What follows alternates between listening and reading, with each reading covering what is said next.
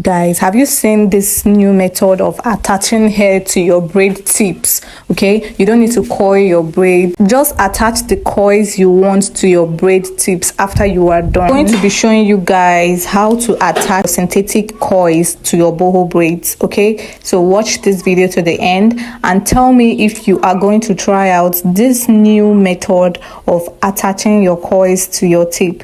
You can play with different types of coils, be it French coils, be it normal coils with thread, or just play with coils. Okay, I'm going to be showing you two methods. This is the first method of attaching your boho coils to your braids. This is the first method. The second method is going to be crocheting it onto your braids. Okay, you just have to watch closely. This video is self-explanatory. Watch me closely. I'm going to let you guys enjoy the video. Watch closely for you to understand how I was able to crochet my boho coils onto my braids. Okay, so between the two styles you can decide to use any one of them.